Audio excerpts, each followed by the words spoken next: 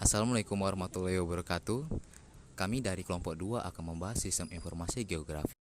Kita akan mempelajari yang pertama, definisi sistem informasi geografis atau SIG, yang kedua subsistem dan komponen SIG, yang ketiga peranan dan pemanfaatan SIG.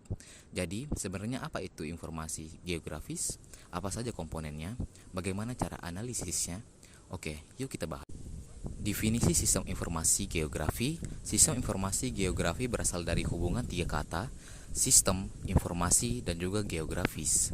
Dari ketiganya, dapat kita pahami bahwa sistem informasi geografis adalah penggunaan sistem berisi informasi yang mengenai kondisi bumi dalam sudut pandang ke ruangan. Sobat, sebelumnya apakah kalian sudah pernah mempelajari penginderaan jauh? Penginderaan jauh dan sistem informasi geografis tidak bisa dipisahkan. SIG merupakan sistem khusus untuk mengalahkan database yang berisi data referensi geografis dan memiliki informasi spesial. Masukkan data SIG yang banyak yang diperoleh dari citra penginderaan jauh. Semua informasi itu diproses dengan penggunaan komputer yang menggunakan, kemudian dapat dikombinasikan menjadi informasi yang diinginkan.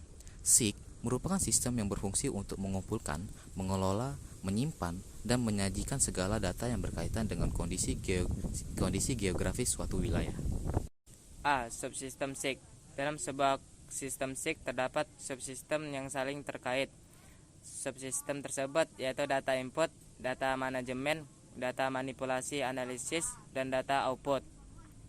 1. Data input berfungsi mengumpulkan data spasial, misalnya koordinat objek, dan data atribut, misalnya waktu. 2. Data manajemen berfungsi melakukan pengorganisasian data spasial dan atribut ke dalam sebuah database atau tempat penyimpanan data, sehingga memudahkan operasional, misalnya pengeditan, pemanggilan data, dan lain-lain. 3. Data manipulasi analisis berfungsi untuk memanipulasi data, melakukan penganalisisan agar data bisa diolah menjadi informasi seperti yang diharapkan. 4.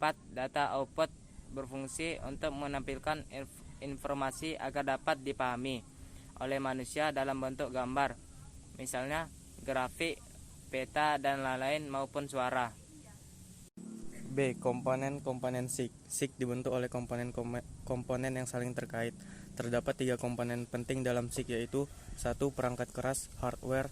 Perangkat keras ini merupakan perlengkapan yang mendukung kerja SIG seperti CPU, monitor, printer, digitizer, scanner, plotter, CD, ROM, video, dan flash disk. Bagian-bagian perangkat keras beserta fungsinya yaitu A. CPU, Central Processing Unit, perangkat utama komputer untuk pemrosesan semua instruksi dan program. B. Video, Visual Display Unit, komponen yang digunakan sebagai layar monitor untuk menampilkan hasil pemrosesan CPU.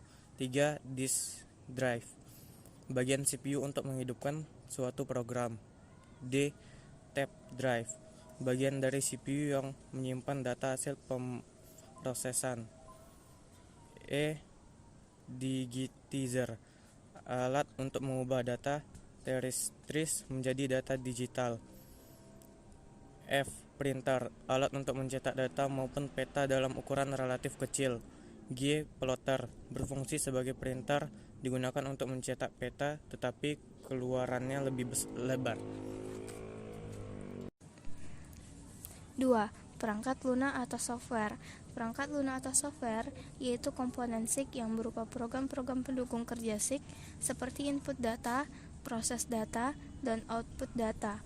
Contoh perangkat lunak dari SIG adalah program kerja seperti QGIS, ArcView, dan ArcGIS. 3. Manusia, user atau brainware. Manusia sebagai pengguna atau brainware yaitu pelaksana yang bertanggung jawab dalam pengumpulan, proses, analisis, dan publikasi data geografis. Komponen brainware lah yang mengolah data hasil lapangan untuk selanjutnya diproses atau didigitasi menjadi sebuah peta yang dapat digunakan untuk keperluan tertentu sesuai dengan fungsinya. Penerapan dan pemanfaatan metode SIK. Gimana sih cara supaya sumber daya alam yang luas ini bisa dimanfaatkan dengan baik? Nah, pemanfaatan sumber daya manusia juga dibantu oleh sistem informasi geografis loh. Beberapa contoh penerapan dan pemanfaatan sistem informasi geografis dalam beberapa bidang, ya antara lain, yang pertama, bidang sumber daya alam, yaitu inventarisasi, manajemen SDA, kesesuaian lahan untuk pertanian, perkebunan, kehutanan, perencanaan tata guna lahan, analisis daerah rawan bencana, dan lain-lain. Yang kedua, ada bidang perencanaan, yaitu perencanaan wilayah, perencanaan pemukiman transmigran, perencanaan lokasi industri, dan lain-lain. Yang ketiga, ada bidang pertanahan, yaitu sistem informasi pertanahan, manajemen pertanahan, dan lain-lain. Yang keempat, ada bidang kependudukan, yaitu penyusunan data pokok, penyediaan informasi kependudukan atau sensus sosial ekonomi, sistem informasi pemilu, dan lain-lain. Yang kelima, bidang ekonomi, bisnis, dan marketing, yaitu penentuan lokasi-lokasi yang prospektif untuk bank, pasar swalayan, kantor ATM, dan lain-lain. Yang keenam, ada bidang militer, yaitu penyediaan data spasial untuk analisis rute-rute perjalanan logistik, perencanaan perang, dan sebagai tools untuk kebutuhan warga, game, dan lain-lain. Yang ketujuh, bidang pendidikan, yaitu penentuan lokasi pendidikan, sistem informasi pendidikan atau akademis, dan lain-lain.